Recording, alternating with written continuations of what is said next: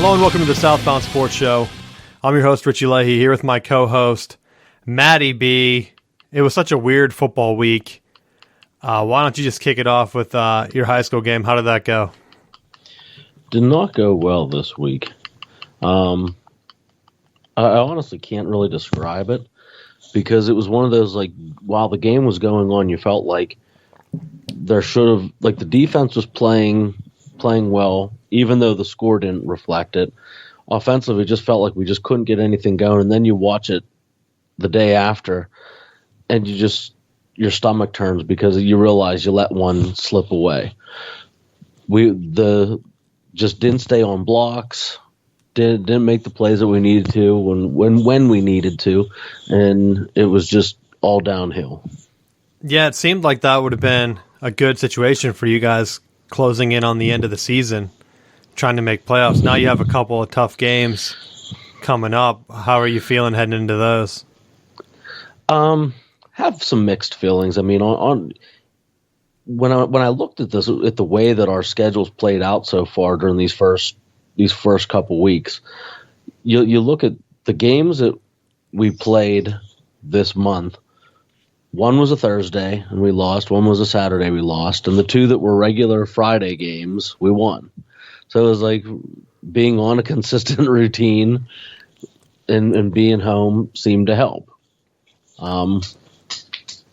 Unfortunately, this week we have homecoming, so there's all kinds of additional factors playing into it. And the team that we're playing is a co-op team. So we're not necessarily playing one team, but two, because you have two teams combined and trying to overcome playing both of them. Yeah, see, that's something that I talked about. I have a feeling that it's going to come more. I tried to find numbers for this year because last year with all the doom and gloom, the coronavirus stuff, they had like that number. Remember that article came out? It was like, hey, high school football participation dropped by so much, but I was like, yeah, half of them are canceled or postponed or whatever. So I was waiting to see what the updated numbers would be this year, if it kind of bounced back up, but I honestly haven't been able to find it. So hopefully in the next coming weeks they would have that number. I mean, high school's been in for practically a month now. So, I mean, for some states over a month. But I know also another thing that we talked about was some of like the esports stuff. And I know that they sent some stuff to your school. How do you think that's going to affect participation for football going forward?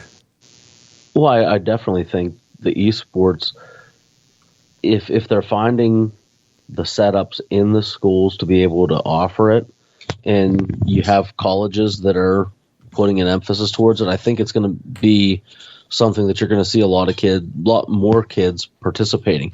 I think it just depends on when they're going to do it. Like, are they going to have it as like an esport, like during each season, so that like if you're a football only kid, you could play it like in the winter and spring? Are they going to offer it year round, and then you can just be a video game player like all the time? I think it's going to be year round.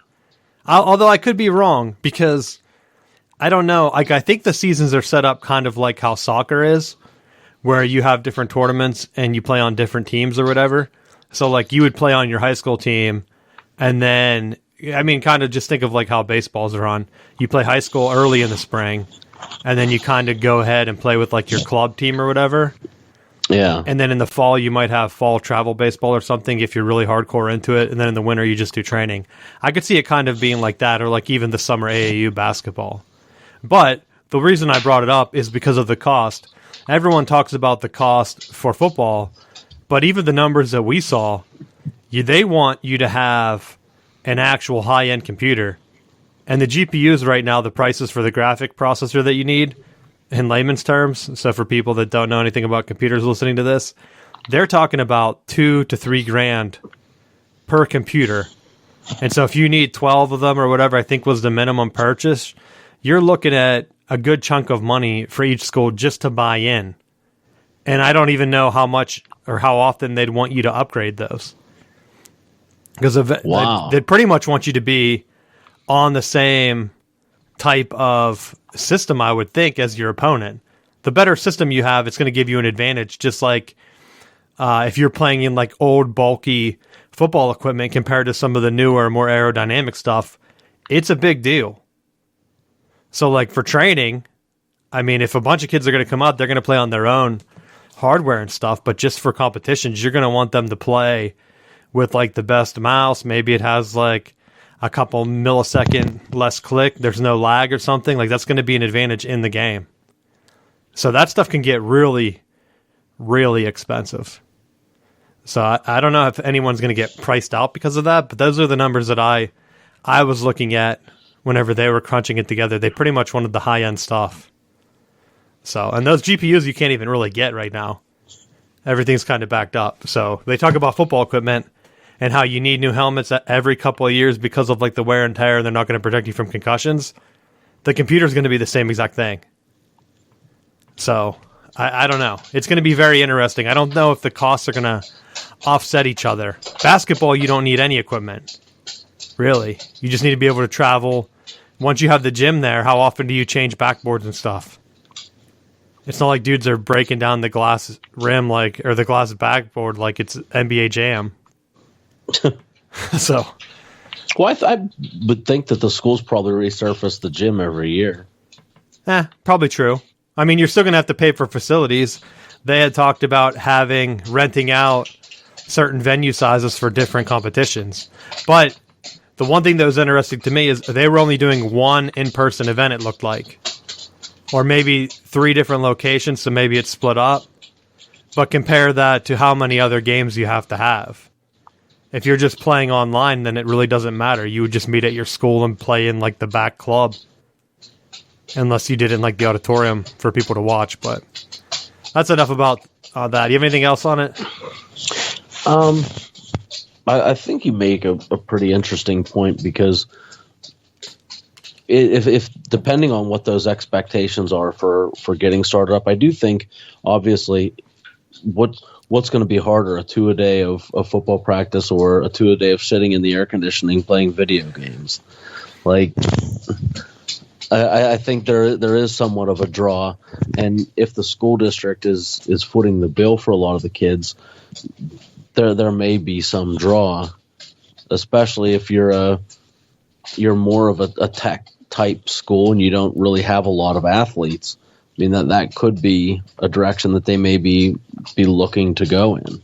Well, I think it's going to be the opposite. I think football is still going to have drawing power, just because of all of the. I mean, just the attention it gets on television, all of the viewers it gets there. I think basketball will pretty much be fine. Baseball, most likely, just because people are going to play it year-round. I think what you're looking at losing are sports like cross-country, where you have guys that maybe they're not that athletic to play another sport. They're like, you know what, I'm just going to go running. And then you have that, and you go from there, and you're like, all right, do I just want to be running miles every week? Or do I just, like you said, just want to sit there in front of the air conditioning and do whatever? And I think that's the direction they're going to go. I don't know what other sports, like some high schools only have 12 sports.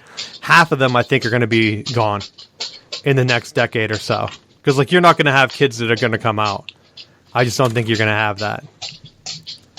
But, I don't know. Let's get into the NFL stuff. So the big one, before I even get to the Tom Brady stuff on the board, Ben Roethlisberger, I put on the show notes here.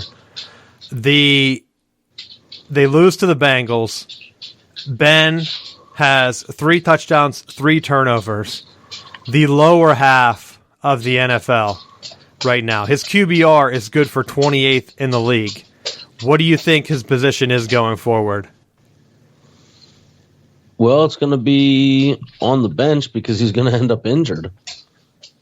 I don't even know if it's that. I just think that it's past time. Remember the past couple of years where he always started good and would just get consistently worse? He's already starting at mediocre. I mean, if you're looking just at the QBR and his touchdown stats and interceptions, he's like in the 20th or whatever. That's not even good, mediocre. So you're starting bad. Where are you going? You're getting killed by the Bengals.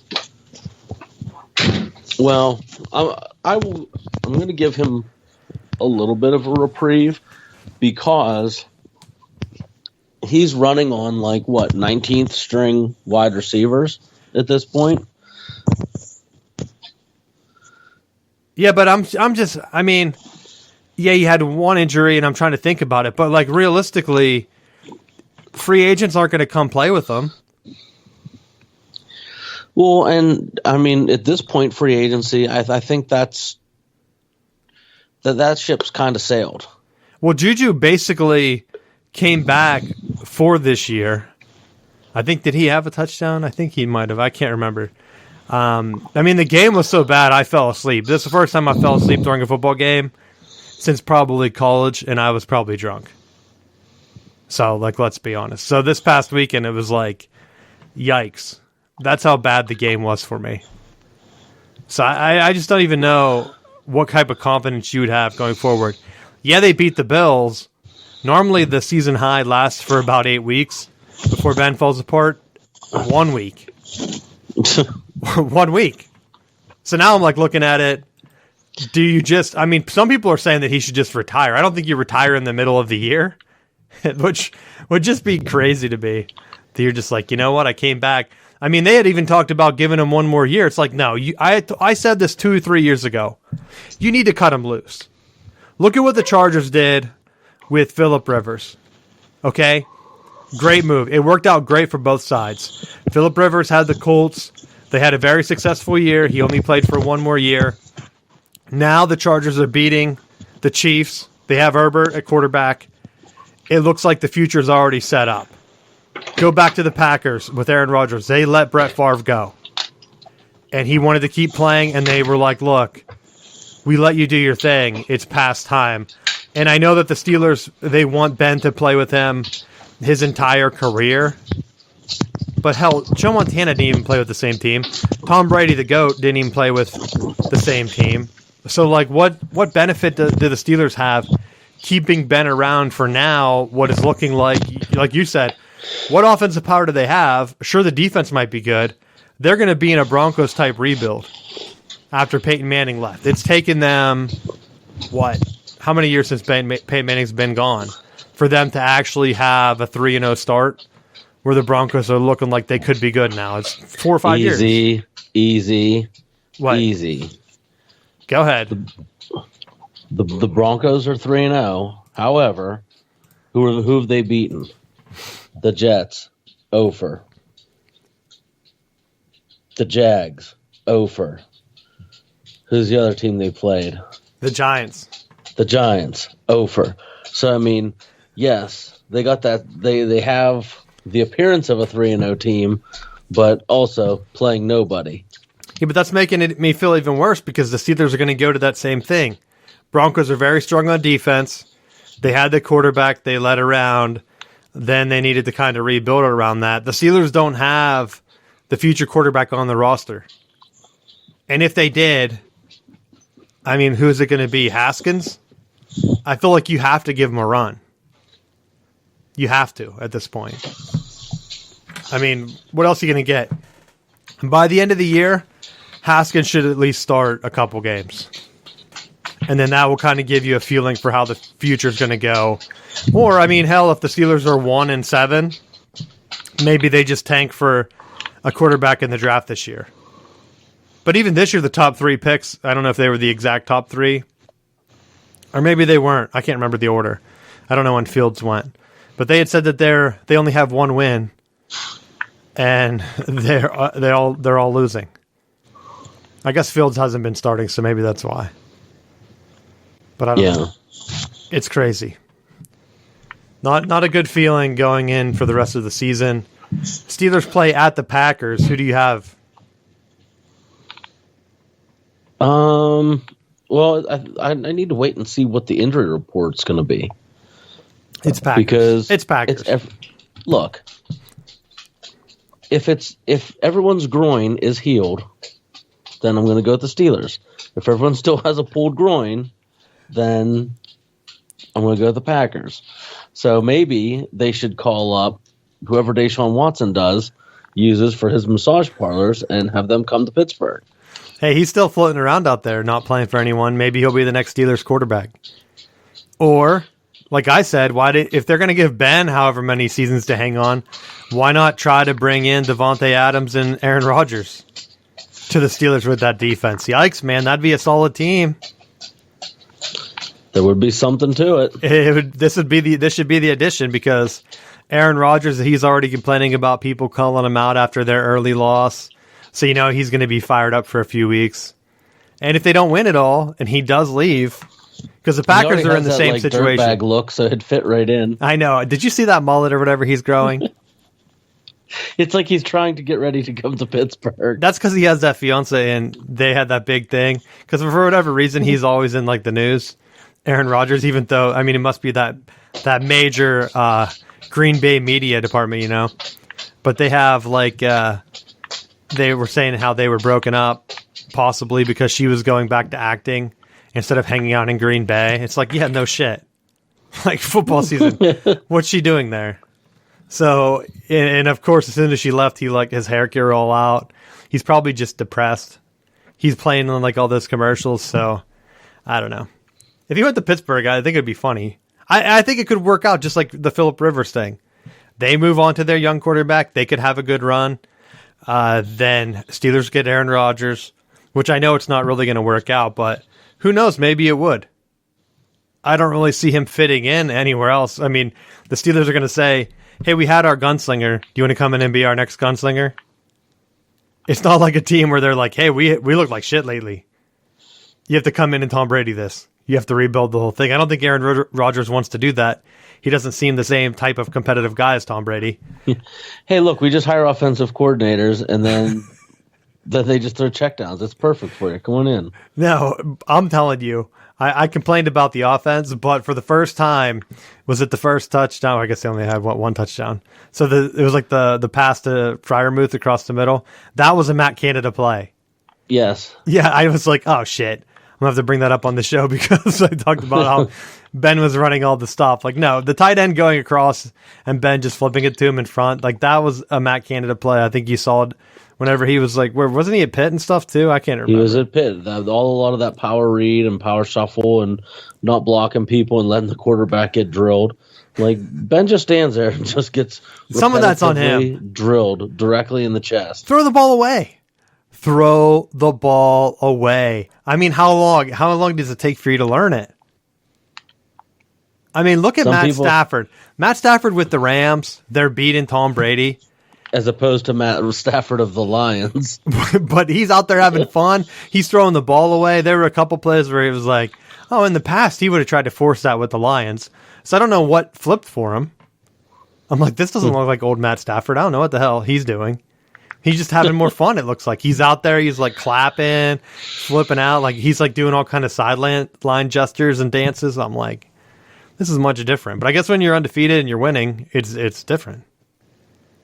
But Tom Brady's traveling back to New England. How do you think he's going to be greeted? Oh, he's going to be booed like hell. Oh, no, he should get a hero's welcome. If I was there, I'd be cheering so hard for him. Tom, come back.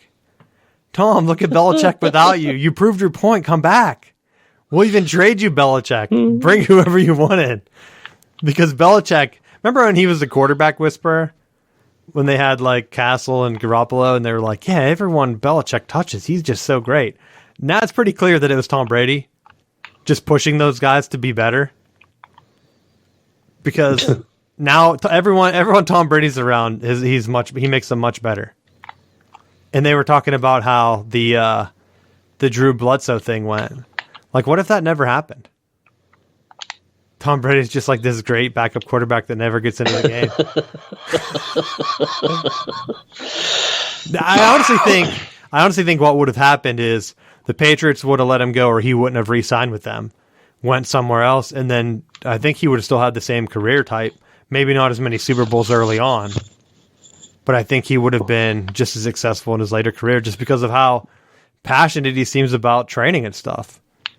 So it's going to be a big thing. I know they lost to the Rams, but some of that just has Stafford over there. They look so good. And then their defense is ready. It's a weird mix. I don't know how I feel about them. That could be the NFC Championship game rematch. What do you think? Yes. And one of the comments that I saw, I liked how, trying to think of who it was, like if it was Peyton Manning that was saying, you almost have to treat some of those games like it's a division game because once the playoffs hit, you're going to see them again. So, like, if you play them once in the regular season, like, you're going to be seeing them again in the playoffs. Speaking of Peyton Manning, why are you listening to him lately? Because everyone made such a big deal about the last Manning cast. That Who's I had to watch everybody? it for a little bit. Where have you heard that? It was like all over my Twitter feed. Following the wrong guys. Apparently. I saw that they were like, hey, turn to ESPN2 to watch the Manning cast, and I thought, no, I'll just watch the game. Like, was it Tony Romo doing it too? Because he sounded really bitter. Like, there was that one play where Dak, he audibled, and Tony Romo yelled out, like, oh, great, here comes a draw. Quarterbacks need to get much better with these audible calls because that was very blatant. And then they ran the draw, and I was like, oh, throwing some shade on them. Like, but the draw went for the first down, so it was even funnier. Because it's like, why doesn't Tony Romo just start coaching defense somewhere? Like, realistically, if you're able to just sit in the booth, I think it was Tony Romo, but like, if you're able to sit in the booth and just do that, like, why don't you just become the coach? You know how many coaches can't even figure out analyst for Alabama. There's so many coaches that can't even figure out what down it is or like how much time's left on the clock. What was that game where the coach was like, yeah, neither of us could see the clock? It's like, what are you talking about? It's not like they changed the stadium. Like, come on, get it together. It's like Tony Romo could just sit there. I think the linebackers can wear a headset, right? Yeah. So he could just say like, oh crap, here comes a draw. Let's go. And then that's what it is. So then they know. But I would like that. Mike Tomlin, hire him. Your defense is already good. Could you imagine if they knew what play was coming? Well, they're going to have to know. Everyone's going to be injured with a groin injury. That's training stuff. We talked about it. That's on the training. Anything else you have on like the AFC side? Raiders winning again. Oh, yeah, I guess you have those. I guess both of my things are from the AFC side because they were cross-divisional. Yeah, the Raiders, they won on like a field goal, right? Yeah, they choked it. They almost choked it away. I was waiting so much for my Twitter to blow up. Like, are you serious? They lose again? Like 2-1? Are you kidding me? But as long as they keep winning, you could be onto something. How many wins do you think they need for it to be successful? 11? 10? All of them. Win all of them. Their schedule seems pretty easy. I mean, according to you, they play the Chargers, of course, because of the division. Then they got the Bears, the Broncos, who you think are weak. The Eagles, the Giants, you think they're weak. Then they play the Chiefs, of course. The Chiefs are going to be the telling one, but I mean, their cross-divisional games are the NFC East. So those are pretty much easy games. If they don't get 10 wins... They're aligned for success. If they don't get 10 wins, I think it's a disappointment. I think they should win at least 3 of those. I think that's fair. I mean, and you factor even in that Jacobs hasn't played the last 2 weeks either, and they're still churning yards out. When he finally gets recovered from his turf toe injury, that's going to be a huge boost to them because Gruden likes to just get a lead and then just run the ball. Yeah, I mean, they also play the AFC North. So you have the Bengals, which they should be able to beat them, and possibly the Browns. Or they already beat the Ravens, too. So, like, an extra game. I think 10 games is very reasonable with their schedule. And they have to win some divisional games. I think that's where it really comes down to. Are you going to be able to beat the Chargers and the Chiefs? Show it, Gruden. Show it. Everyone has them climbing the power rankings. If the Broncos are really overrated, like you said, they could sweep them. 10 games could be a low number for them. I don't know. It would be good to see them win the division. But the Chiefs right now, they have the highest scoring offense in that division. They have a worse defense. They've given up more points than they've scored this year total, which is outrageous since they score a lot of points. So I don't know what to think of them. Did they sign Josh Gordon? Did they? I don't know. I saw Gordon was coming back. But why would they need him? Why wouldn't you try to have all of the receivers? Well, if I need him for fantasy. That's for damn sure. Well, speaking of fantasy, in our league this week, I was really feeling sorry for myself because I thought there's only one person in our whole league that scored fewer points than me. And thankfully, it was my opponent. It's me because of the injuries. So I talked about it with McCaffrey. I thought there's no way that he gets hurt again because of how much he's been training. And now I think he's done. This will go on record, and I know people will call me out, but I think McCaffrey's career is over. Running backs normally only last a couple years. You don't get injured like this back-to-back. I think after this, he'll be an also-ran. Like, I honestly do. This would be the last time I ever draft him. Just the fact that his attitude was very weird after that game. I don't know if you saw it. They were like talking about it, and they were like, everyone was making a big deal about McCaffrey, and even his teammates had to come out and say something like, "This isn't the Carolina Christian McCaffreys. Like, we're moving on without him." So it seems like he's not even a big locker room guy anymore. And so with that, and then a hamstring where, I mean, he kind of did it to himself, to be honest. He tried to do like a gallop move where you like jump up and then whatever, and that's when he hurt himself. He jumped up, and when he landed, it was like a weird land. But it's like, why are you doing that? Just run the ball, dude. Don't gallop. Yeah, why are you galloping? And they were like, yeah, it looked like when he galloped, he hurt himself. I'm like, yeah, that's exactly what he did. But then the thing that was crazy is he just walked off. Like, he like kind of stuttered, and you could see him reach for his hamstring. So he probably felt it pull. But then he walked off, and then he like didn't need help or anything. So I was like, how hurt can you really be that now it's like a multi-week injury? It's like, if I was Matt Rule, I would think, well, we gave all this guy so much money, but then you have all these other running backs that seem to fill in for him. When he was out last year, their backup running back did just as good. If Sam Darnold can keep it going, because he's looked pretty good, they had a light schedule though too. So if they can keep it going with him, why do you need McCaffrey at all? So that's what I'm going to say. I mean, it wasn't really only him that my team lost. It just like it was a weird week. I tried to pick some guys. Like, I'm at the point now where it's too early to tell who's going to get looks in the offenses. So I'm trying to move around. Wide receiver is one of them because I have, what's the Chiefs guy, Hartman? He had to end up having a touchdown, but I benched him because he wasn't getting any looks. If they bring in Josh Gordon, he's not going to get any looks anyway. Yeah. So I guess I'll have to bring him in. And then tight end's been the other one where I have the Cowboys guy, but they've been throwing to their backup more. So the first tight end, whatever, I can't remember his name, Jarwin, maybe, that's who I have. Schultz has been playing regular tight end, and he's been getting all the catches. I don't even know if he's available. But everyone's like, oh, he's going to be more of a passing tight end, and they have Jarwin out as wide receiver now because like the Cowboys don't have enough wide receiving depth. It's weird.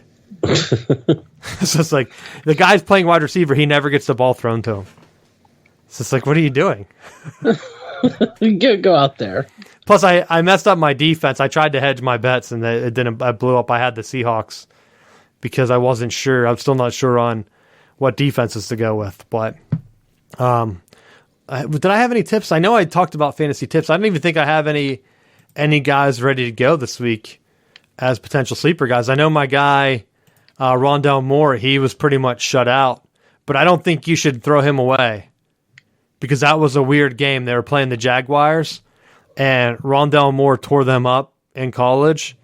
And so I bet Urban Meyer had a plan for him, because he was like, I'm not going to get beat by him again. And, I mean, to be honest, Urban has been coaching against that style of offense, and Cliff Kingsbury wasn't the best offensive mind in college either. So I think that's the one thing where the Jaguars, if they're looking for a coach, don't go running Urban Meyer out of town yet. Don't do it. That's what I'm saying anyway. You got any other fancy tips? No. Yeah, McCaffrey, he's my big guy. He's out. Like I said, I think he's done. I don't think he'll ever be. If you hear ESPN or someone talk about how McCaffrey's the number one, no chance. No chance will he be a number one. They say it's just a strain. They're hoping that he's back in 3 weeks. This is like an actual athlete. How many guys really miss that much time? Baseball players have strained hammies. They play all the time. So that's my take on it. We'll see what happens. I did have one other NFL thing. I know we're going long on NFL. The Lions lost on a record-breaking field goal to the Ravens, and I put this in because the Lions, what bad luck. But then also, how come the Lions are the ones that always have the strange officiating calls that seem to go against them? It's almost like the NFL is just out to get them. Like, didn't they have the Hail Mary controversy, and there was some other stuff that happened against them? Now this one, where they should have had to delay a game. Yeah. Instead, and it was a bad one, too. Yeah, it seems to always happen to them. When's the last major call that went against the Steelers? The Jesse James touchdown. Oh, yeah, that was against Tom Brady. So they had to give him that one. You're right. That's like, what, every couple of years? Maybe. That might be the only one that I can even remember. Now that I'm thinking about it. I'm sure there are more. But I mean, like the Saints, they've had some bad calls go against them that I can remember. The Lions, all the time. And I just don't know if it's like the franchise. Like I said, Matt Stafford seems to be doing awesome. The Lions can't really turn a corner. If Aaron Rodgers were to leave that division, and that's the Lions' time to make a move, I don't know if it will happen. But that field goal hit off the bar, which you would think wouldn't even go in. But then it did. Now you have a record-setting field goal, and it keeps the Ravens moving forward. Where John Harbaugh, 2 weeks in a row now? Where he's made gutsy calls. He went for it on fourth down. Now he just goes out and says, you know what, let's just kick a field goal from here. Like, how many coaches would even attempt that field goal? Lane Kiffin would kick one from 80 yards away. Don't make fun of Lane, dude. He got fired. Hey, he's on the path. That's where Arch Manning could end up. At Ole Miss with Lane Kiffin, because his uncle and his pap went there. Didn't he go to Ole Miss? Or did he go somewhere else? Yes, and it's the only person he's following on Instagram. Who, Lane Kiffin? Yes. Oh, he's not going to go there. They said the leaders are Texas and Georgia. Did you hear anything on the Manning cast about it? No.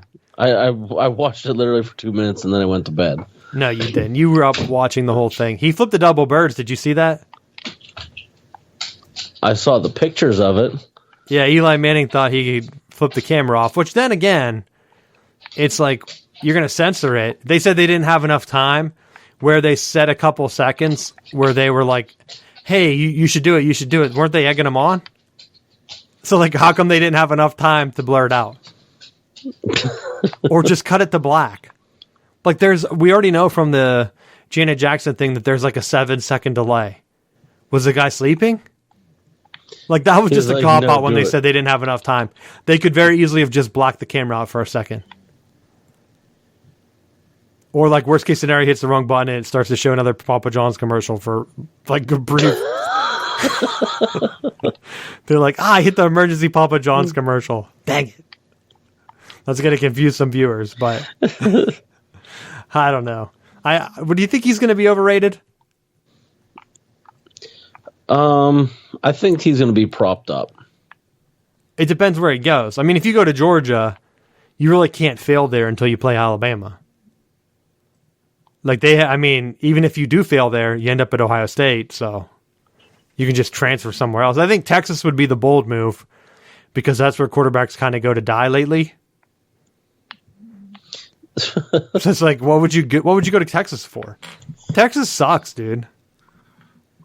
Like, wow, that's spicy. Matt, I'm not even joking.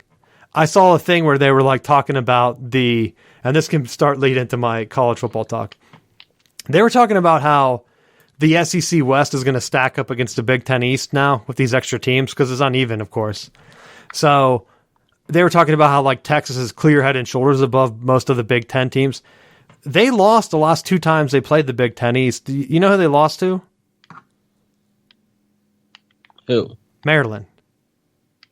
Fear the turtle. Maryland is like the 6th best team in the Big Ten East. How is adding Texas to the SEC West going to make them any better? Texas might be the worst team in that division. I'm not even exaggerating. Like, they got destroyed by Arkansas. I'm not buying Arkansas yet. You should. Why? Because of a couple games they played? Yes. Who have they beat, Matt? All of them. They beat Texas. That could be just like beating up on Rutgers. You don't know. You don't know how good Rutgers is. You don't know how good any of those teams are. But like in terms of like success that conference has had, because I'm bringing it up right now, and it depends, because we don't know which teams are going to move or what the divisions are going to be. Texas could be better than A&M. A&M has looked pretty bad. I did find it comical that ESPN has A&M ranked 15th in their power rankings, and they were like 15th in the AP poll or whatever too. But then they also had Colorado as like one of the worst teams. They should have beat A&M if they didn't choke in that game. How can they be the worst and A&M is not even like anywhere lower? Like A&M has beat no one. They haven't looked good. Arkansas killed them. Right? Isn't that who they beat again? That sounds right. I'm not 100% though. Yeah. So Arkansas's 2 wins are against Texas and Texas A&M. Wow. Man, what a beauty. That's going to be their division, and even if they have pods, Arkansas is most likely going to be in that pod unless they kind of screw them, because that's one of the proposals is where they try to do a 14 pod, and they said you could have Texas, Texas A&M, Oklahoma, and possibly either Arkansas or Missouri. If you put Arkansas in that Texas and Texas A&M pod, I think that they can potentially get Oklahoma a challenge, but I think Oklahoma's going to win that, much like they won the Big Ten with both those teams however many years in a row. Like, what's going to be the difference? It's really Oklahoma and then a couple of crap schools. Because they're going to split up A&M's recruiting. A&M at a stranglehold is the only SEC team. Not anymore. So, I don't know. It has me coming in hot. Because as I'm looking at it, it's like, all right, SEC West, good right now. But I'm thinking that they're going to move Auburn and Alabama to the East. That pretty much takes all of the power out of the West. The West, SEC West just becomes a shit conference then. You have LSU and who else, Matt? Oklahoma? Yeah, I guess. I mean, because I'm thinking, I'm trying to figure out the numbers here in my head. Missouri would have to flip back to the West. You're adding 2 Western teams, so you're going to have to lose 2, I would think. I think you're going to lose Alabama and Auburn, or maybe Missouri stays. Maybe you flip one more even. I don't know. I would think that they're going to keep the Mississippi schools together. I don't know any other way around it. Like, you're not going to split up Texas and Oklahoma. I think the most sense flips Missouri to the West. And then, I mean, if they do pods, you might just have that pod, like I said. Have the 2 Mississippi schools with LSU and Arkansas. I think that would be a solid one.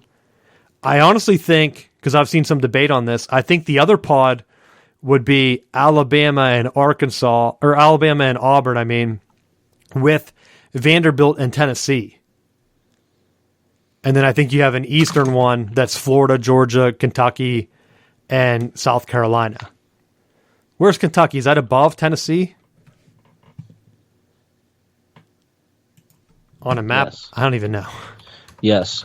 I mean, I just think that you put Tennessee there. They're supposed to be a rival of Alabama anyway. Put them in the pod. They're very close. That's a thing. Then you kind of just have Kentucky spread out with South Carolina, Georgia, and Florida. I think that's the only way that pods make sense. Now, depending on how they do the scheduling, this would be a big trial to see if it works or not. Because otherwise, you're going to split into an East and West. You're never going to see the teams on the other side. Like, realistically, unless you're playing in the championship. Because they only play an 8-game schedule, right? Or are they going to 9? I don't think they said. Because if they play 8 and you have 7 on your side, that means you have 1 crossover game each year. Wouldn't that get boring as shit? Like, think about it. If it was like, let's say if the ACC expanded too, where right now you have the Atlantic. I mean, at Florida State and Clemson, they're on the one side together. They would never play Virginia Tech. They would never play Georgia Tech, Miami, Pitt, Duke, North Carolina, Virginia. You're just cutting that out. But they would have yearly games against Boston College, Syracuse, Louisville. I mean, Wake. Wake is like the main rival of Florida State these days. But I'll say this: like, shut up, derelict. I don't even know. Like, what would you do? Like, I just don't think it makes sense to stick with the division that big and only play 8 or 9 games. Like, you almost have to go to 10, right? Then you can play at least 3 crossover games. But I think even that would get stale. You would have no out-of-conference games. How would you know if Miami's going to lose to Michigan State? How would you know if they're going to get killed by Alabama? You just have to make that up, right? How would you know how good a Notre Dame is if they don't play Wisconsin or whatever? Because everyone thought they looked like crap. Wisconsin then decides to turn the ball over 18 times in the last quarter, which was my one. So I did call the Clemson-NC State game, did I not? You did. I do want to call out some bullshit, though, because because you knew you had insider information. No, in 2011, I was at the game, and I told my buddy, I'm like, hey, we're going to go down to the student section. And he said, why? I'm like, they're going to beat Clemson here, and I'm going to rush the field. So we go down there. We get down into the student section because, of course, there's like no security guards up there. All of the security guards had moved to the field, and they did not let anyone down. They were like threatening to tase people and stuff. And I thought, what kind of fun is this? No fun at all.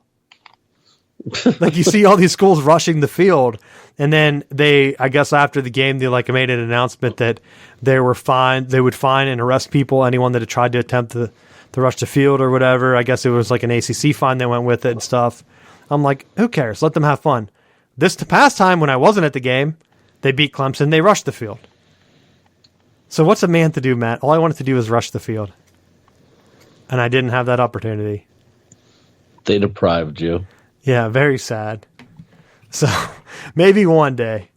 But I just don't think Clemson's that good. And then, I mean, we can start with the ACC today. You're looking at Wake. I joked about them. I think they're the best chance to make the playoff in the ACC. Do you think they have what it takes to get there? No. I don't. I mean, I think at some point they're going to end up losing a game that they shouldn't. I think when you look at overall, like if there was a conference and I had repetitively joked about it, but I think like this is one of those times where I think the transfer pool comes back to bite you, because there was a stat that ESPN had put out, and I thought this is like the perfect analogy for what we've been talking about. In total, 25 AP ranked teams have lost this season, the most through the first 4 weeks of the season since 1936. Yeah, so I mean, I think part of it is you have guys that are entering the transfer pool and leaving early and quitting early, that you're seeing this trickle effect, and it's not happening at Alabama as much as it is with some of these other programs. And I feel like as a conference, the ACC's been they've had their one token team for the longest time. It was Florida State. Clemson took it over recently, and now with Clemson being down, now there's nobody to carry the mail for them. Well, see, I think some of that too is based on last year. You saw way too many Big Ten teams because they started late and had issues. Like Penn State was ranked way lower than they should have been. Michigan should have at least been ranked. There's no way that a team with that much talent is unranked, and then they come in, and you have teams like Washington that come in based on like a very small Pac-12 schedule. They're ranked. They haven't looked good. Maybe they deserve to be ranked. USC, like, why are they even ranked? They haven't deserved to be ranked since Clay Helton's been there. realistically. I think they did win a Rose Bowl with him, though, didn't they? With Sam Darnold, maybe? But it's like they've been trending down. Like, you're putting teams in based on a very small sample size. And I think a lot of times, too, they cast out some of these smaller schools that were undefeated last year. Like, they had really low on Coastal Carolina that's undefeated. They were low on BYU. Cincinnati was lower than what they were. I mean, they have their big game against Notre Dame, but they can play into it. Going back to the Wake one, though, like, they still have to play Army. They have to play UNC, NC State, and Clemson. I think, at best, they're a 2-loss team. I don't think that they're going to win all 4 of those games. Plus, we don't even know how good Boston College is. On the other side, NC State, their schedule seems much easier. But again, you don't know how good Miami is. You don't know how good Louisville is.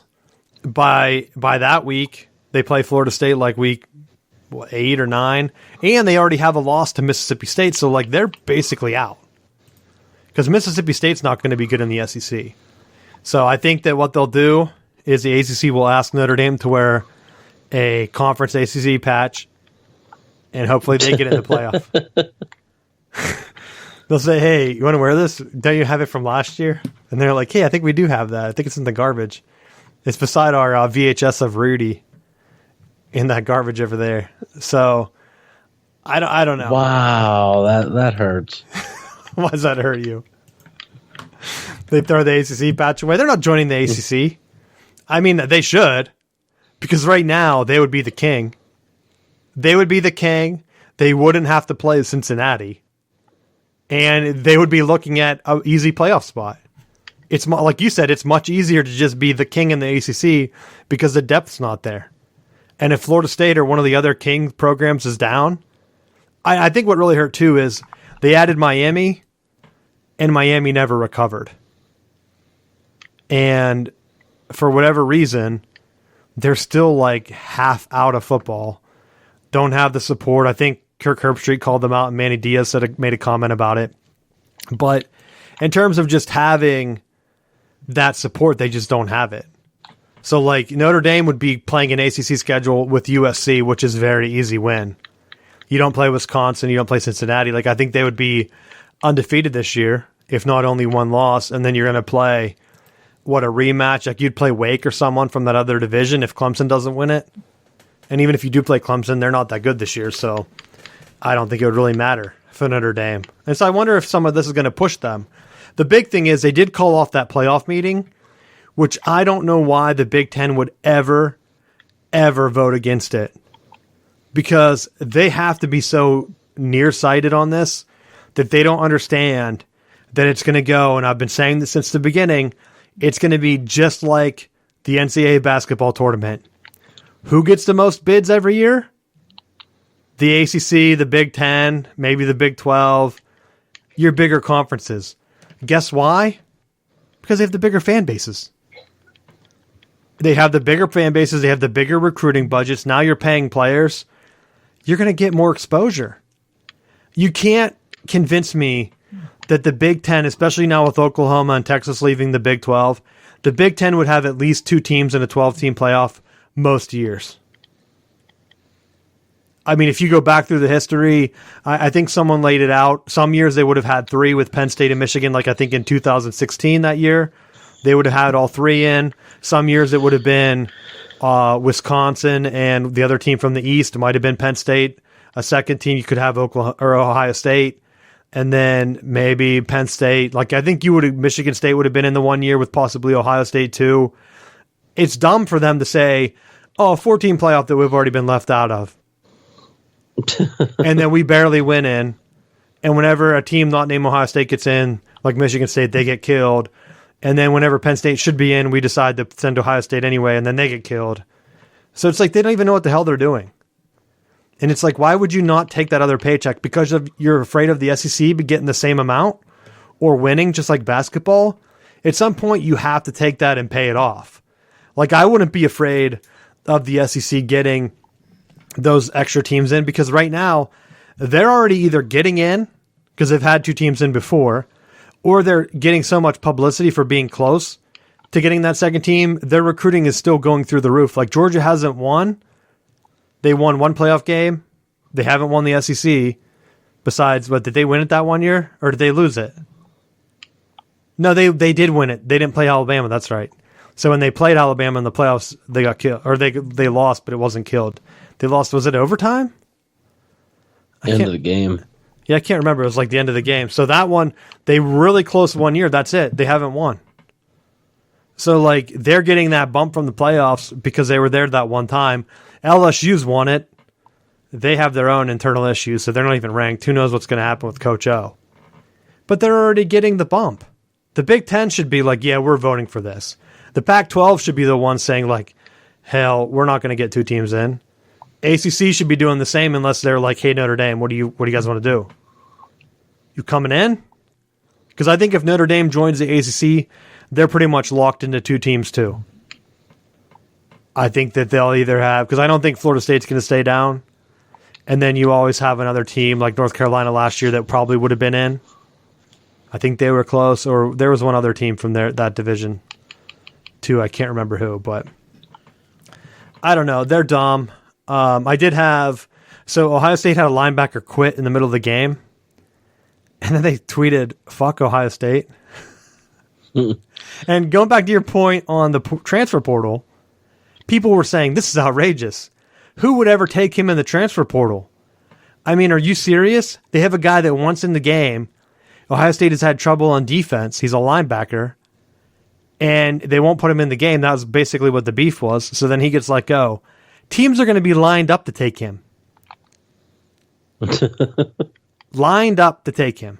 I mean, basically, that's the truth. So I see that, and I'm like, okay. We still don't know how good Ohio State is either. Because it might be a weird year where they lose early and then they run the table. But it just really depends on what Ryan Day wants to do. Because now there's some we talked about the defensive coordinator. Now there's some stuff coming out where he's so laser focused on play calling that he's not paying attention to the rest of the game. And it's almost like a weird thing. Like, what do you mean? Like you're like doing a John Gruden where you're focused on calling audibles and stuff? Like, what are you doing when your offense isn't on the field? Are you just coaching them up? Yes, you're just talking to your line. And then your quarterback was injured. Some had said that was just a fake injury to play the other guy, but now they're saying that he's coming back. So I don't know. It'll be a weird season for him, and it will really see, like I said, now that Urban Meyer's in the NFL, he's not around the program anymore. How does Ryan Day handle this stuff? And if he is that focused on play calling, and I mean, and by all accounts, he said that he wants to coach in the NFL, maybe he does make that jump sooner than what people expect. Because if you're having issues with players quitting, off the field management stuff, and you're just like, hey, you know what? All I'm trying to do is just call the offense. Just go call the offense in the NFL. Like, why? You know how crazy it'd be is if you had USC, potentially if they get James Franklin, then you would have Penn State open, Ohio State open, like coaching jobs. There'd be like crazy type of openings in the same year. Maybe Harbaugh loses, so the Michigan's open. Like, that would be a crazy year coaching search, I think. But I did have one other topic on here. Speaking of coaches that are trying to get fired, Mike Locksley from Maryland started to call out the Big Ten about how they scheduled Maryland on 2 Friday night games. And I will say, I'm kind of annoyed that BYU has a Friday night game. Because last year, or was it 2 years ago? 2 years ago, because last year was the weird year. I was always watching late night Saturday night games, Mike Leach at Washington State. I don't care about Washington State at all. I just like Mike Leach. So the team that I've been watching late night games on Saturday has been BYU. Because I think that they are our sleeping giant. Get them in the Big 12. I know the money might not be the same for a while, but like, why not? Give them a fair shake. They have a national fan base. A lot of people try to discount that and say like, oh, well, they don't because the Mormon faith isn't as big, blah, blah, blah, blah. Like, they have fans all over. Like, maybe Baylor or some other smaller schools, they're jealous of that, and Baylor starts undefeated and they're getting some respect. Baylor's not going to get the same respect once Texas and Oklahoma leave. Now, they have to fight against BYU. I wonder what will happen. I'm rooting for them. I want BYU to come back. You know that they did beat Michigan in 1984 for that national championship game. People don't realize that. Yeah, because most people don't care about what was going on in 1984. Oh, I'm sure people talk about Herschel Walker all the time and Bo Jackson, Matt. Those are from the 80s. Yes, and Herschel Walker's running for Congress right now. So. Nah, is he? Yes. Oh, my gosh. Wouldn't even know. I don't really pay attention to politics. Don't really pay attention to much, do you? No. How am I supposed to know? I pay attention. I'm telling you. I pay attention to some big-time sports talk, and I did see the BYU coach. I sent you the quote. I don't know what to do with my phone here. I got it for you. So BYU was up early on Saturday night. I think it was Saturday night game. And it was 28-6. So their coach called out USF. He said it was an interesting strategy to be down 28-6 and decide to just run the football and eat the clock. Credit to them. And then he said they were well coached and played hard and played a good game. But it was almost like a weird... So I looked at the stats. BYU only had the ball 3 times in the second half. I think USF got the ball to start. BYU scored a touchdown. Then they had a blocked field goal, which basically saved USF and their strategy because then it allowed them to come down and be one. They made it a 1-score game. But then, of course, they didn't get the onside kick or whatever, and BYU just had the ball for like 5 minutes. They ran the rest of the clock out. But it made me think, like, why are you running the clock out if you're trying to make it? And then I realized I saw Michigan kind of do the same thing. And this is where I haven't been making my predictions on Michigan because I don't really think that they're going to be as good as what the computers say. I know we kind of said last week, like they've been blowing teams out. Maybe some of those teams are pretty good.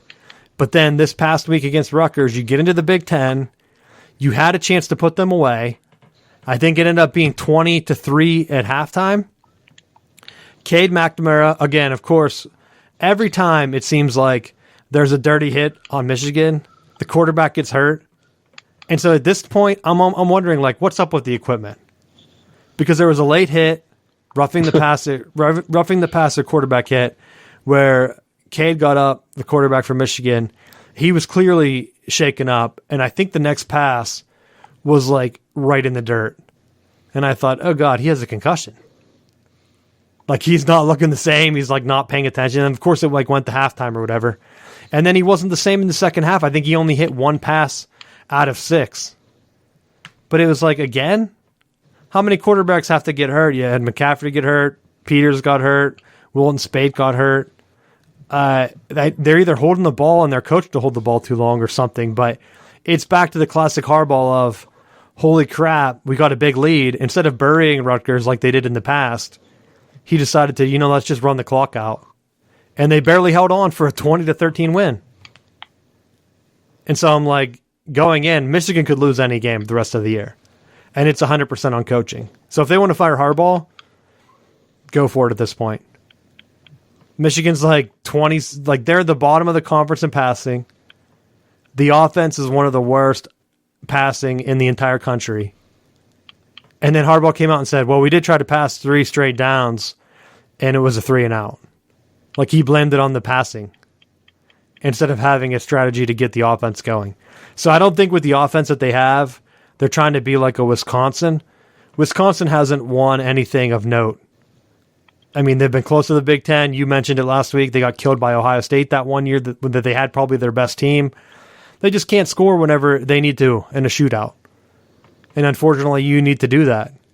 So I think that's where some people think, oh, Harbaugh is just holding it because that was only Rutgers.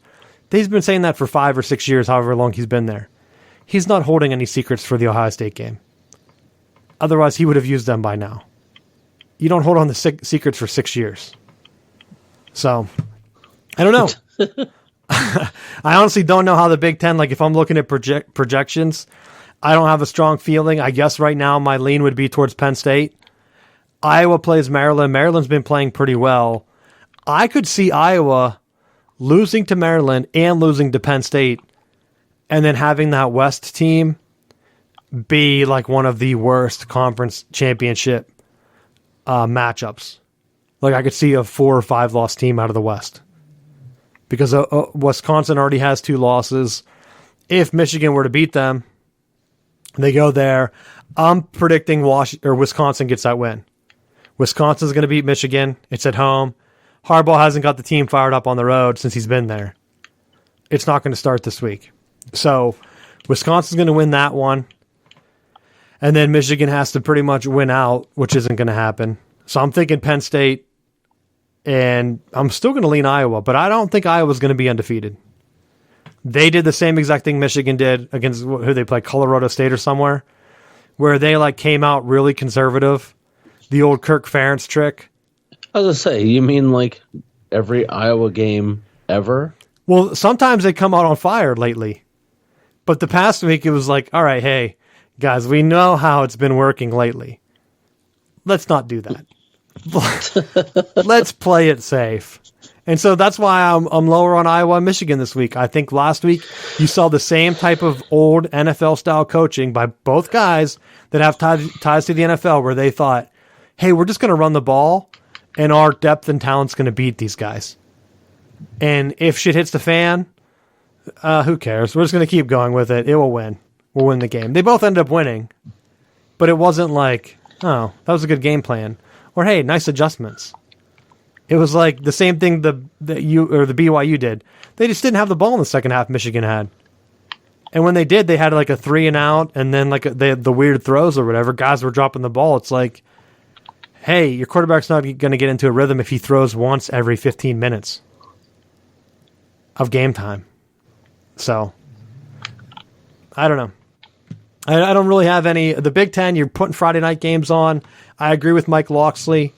I like Friday Night Football, but it shouldn't really be the Big Ten.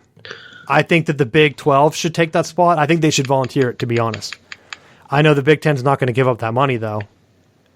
But if I were Fox, I would say, like, hey, let's try to get some exposure for our other programs. Let's keep it going with the Big 12. How about just not play Fridays, because that's when high school football's played? They're not going to show high school football on TV, though, and there are some people that want to watch football that aren't going to go to the game. So they get decent ratings. Some of them have been over millions of people. I don't know what the highest is. But, hell, you could even just put Sunbelt on. That way you have the best of both worlds, where I do like how they stagger them. Do like a Sunbelt first, and then do a WAC game. Or what are they called now? There's not even a WAC, is there? It'd be the Mountain West Conference. I think that's what they should put on as like the later game. Like let UNLV play New Mexico or whatever, and then that's just the late night game. So if you really want to go out to the bar or whatever, you still have a football game that's on. And it's not like you're missing a big time Saturday night game if you're a college athlete or something. Extra exposure. Very similar to what the Big East used to do on Thursdays, that have now kind of just become a whatever Thursday night game. I don't even think there's... what's it normally? Like the MAC now? It's not. Yeah. It's not the Big East. They don't exist. And then the ACC plays. Miami plays this week.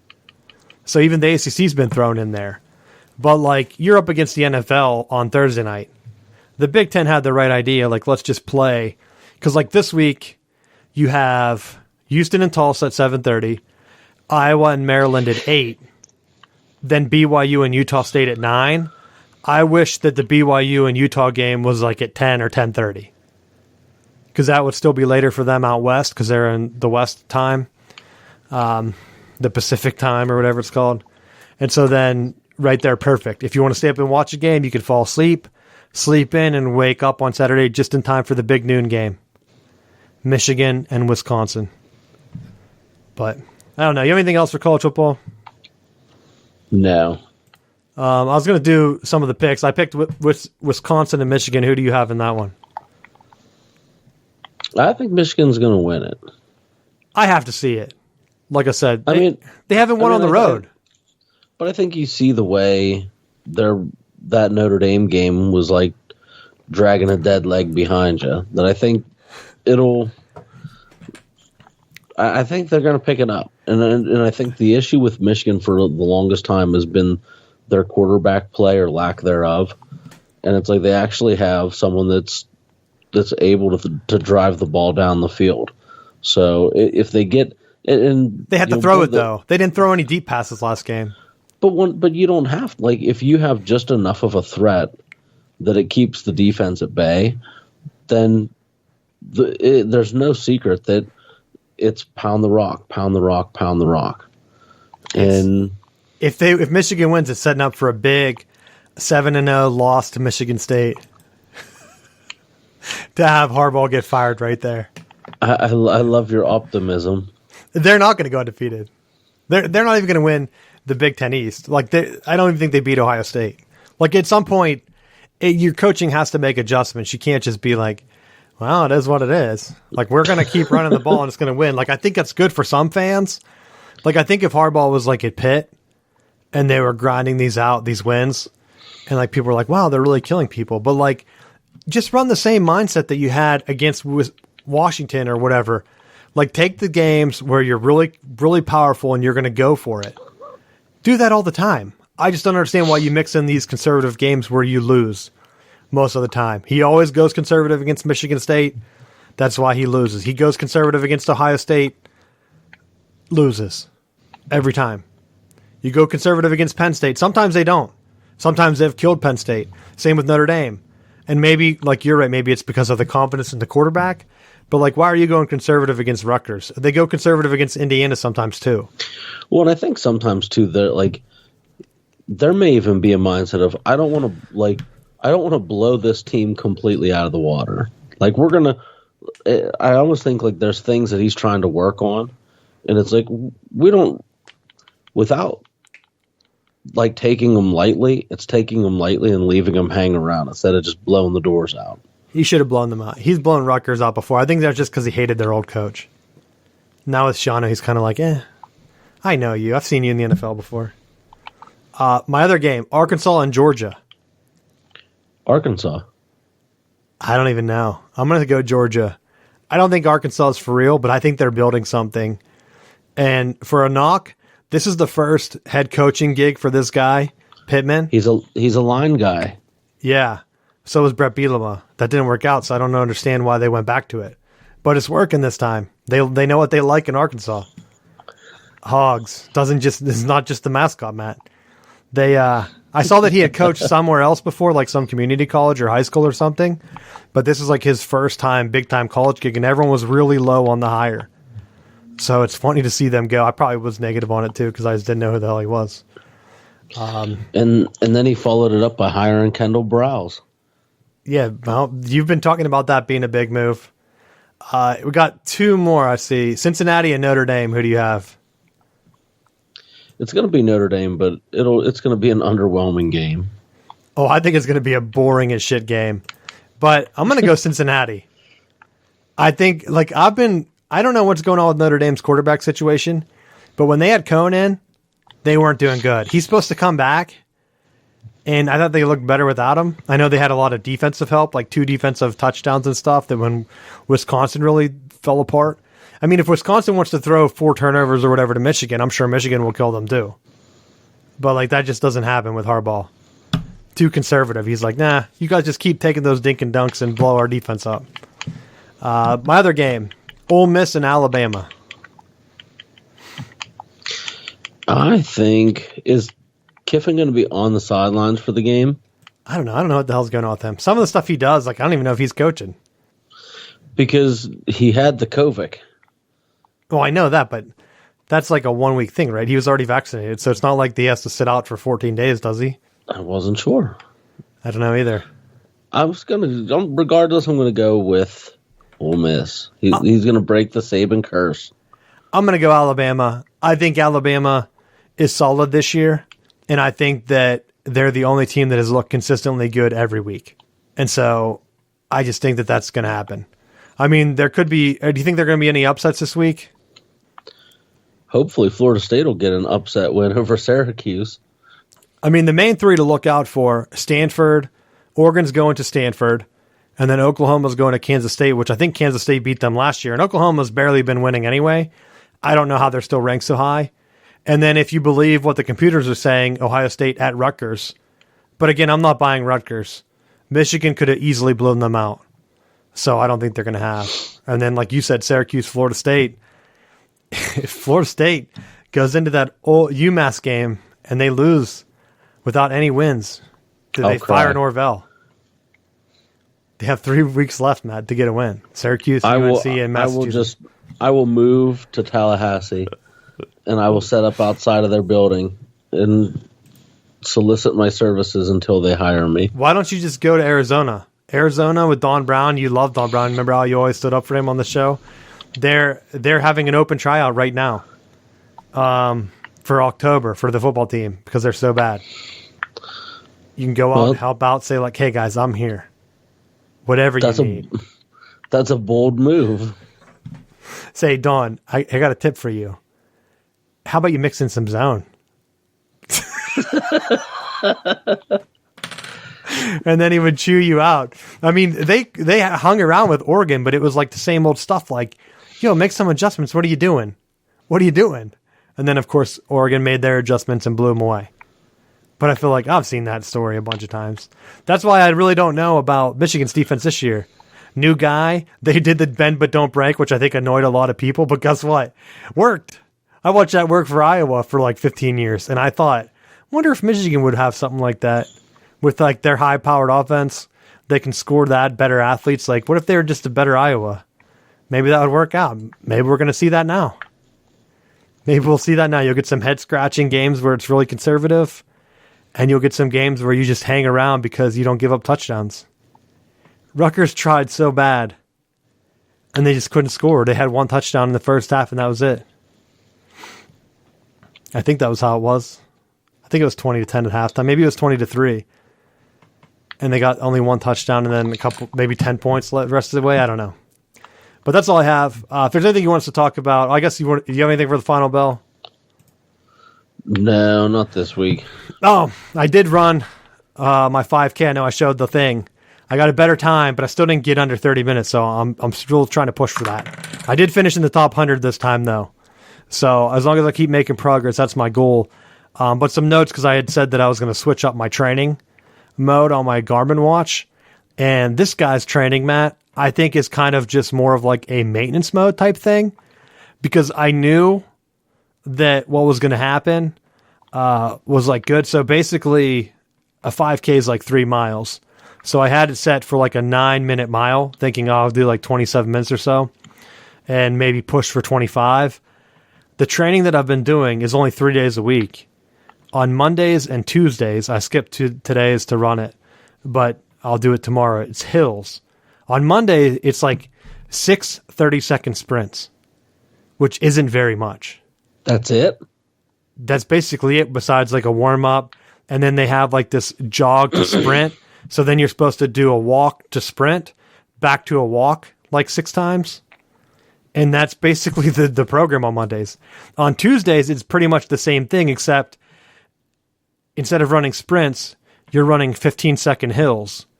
So, of course, my speed's been getting better, but my endurance, dude, straight shit. On Fridays, it's a magic mile where you just run a mile. But then today, of course, my first mile, I'm like, oh yeah, I'm going good. By the end of the second mile, I'm like, oh my God, I'm dead. All my endurance stuff I had been doing is pretty much gone now. Well, it sounds like Nick Saban would not approve of those training methods. I pushed though. At the end of my third one, I was like dry heaving because I'm like, I got to try to get under whatever. Of course I didn't get, but I'm like, damn it. And so I'm like on the side of the road, like dry heaving, a car came by and stopped. And I'm like, oh my God, they're going to ask if I'm all right. What am I going to say? Like, no, I'm just fat. I'm just out of shape.